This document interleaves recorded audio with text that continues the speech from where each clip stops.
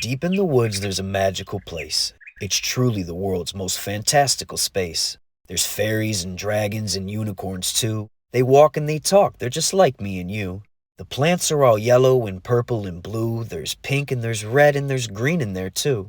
The trees are alive and get this, they can move. And they're covered in sparkles from leaves down to roots. The flowers are candy and oh, are they sweet, and the fruit on the trees are delicious to eat.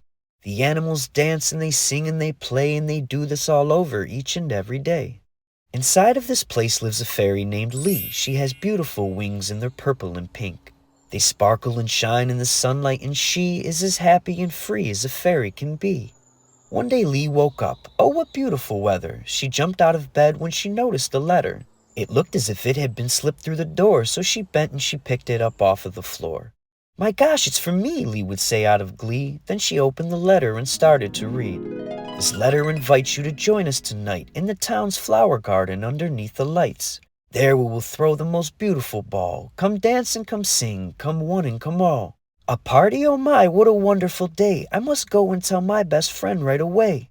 She put on her favorite dress, buckled her shoes, and out of the window was where she then flew. "I know where to go. I know who to tell. My best friend the dragon who lives in the well." This dragon she spoke of was yellow and green. Her mouth blew out fire, her nose blew out steam. Now I know what you're thinking. Dragons are mean, but I promise you dragons are not what you think. Some things they like to be shiny and loud. They're destined to always stand out in the crowd. But others prefer a much quieter place. Not better, not worse, just a difference in taste. This dragon, her name was Penelope Puff. She loved reading books and collecting cool stuff. She kept to herself and liked being alone in a comfortable place in her home made of stone. Lee and Penelope Puff were great friends. They loved to create and to draw and pretend. They both liked to laugh and enjoyed flying free, far above all of the sparkling trees.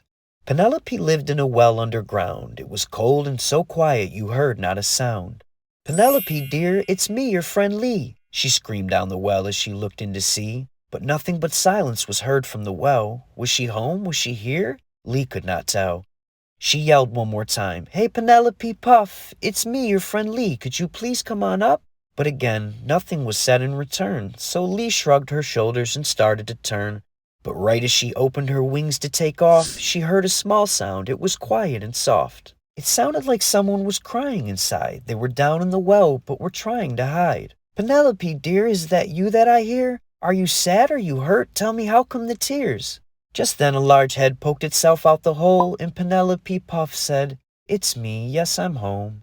Lee began telling her about the party, the lights and the garden and when it was starting. But something was wrong. She could tell she was sad, and immediately Fairy Lee had felt bad. "Penelope, why are you hiding yourself? I'm your friend, you can tell me. I just want to help." "Hi, Lee, excuse me, I don't mean to be sad, but I really, just really miss my mom and dad." Penelope cried as she held on their picture. "They've gone out of town and I'm here with the sitter. I just wish that I could be with them tonight. I just feel so lonely," she let out a sigh. Now, Lee was excited for the party tonight, but with Penelope sad, it just wasn't right. She stopped for a minute and started to think, and she knew right away where she needed to be. "Penelope, dear, you can wipe off those tears. You won't be lonely 'cause I can stay here." "Oh, but Lee, I can't ask you to do that for me. Your party's tonight. I know how much that means." "Here's the thing, Miss Penelope Puff, I know's true. There's no thing in this world more important than you. Anything I can do anytime. But when friends are in need, that's what matters in life. So my friend, grab the popcorn, the blankets, and snacks. I'll stay here all night long. You know I've got your back. Being sad is okay. We're all sad sometimes, right? But it's easier for us with our friends by our side. So don't worry or fear. There's no reason to cry. And if you must, then, my dear, take a shoulder of mine." So that night, Fairy Lee and Penelope Puff watched movies and laughed and talked about stuff. You see, sometimes life's hard and we start to feel sad. You might miss a friend or might miss mom and dad. But when life's feeling rough and you just can't pretend like things are okay, it's okay. Grab a friend.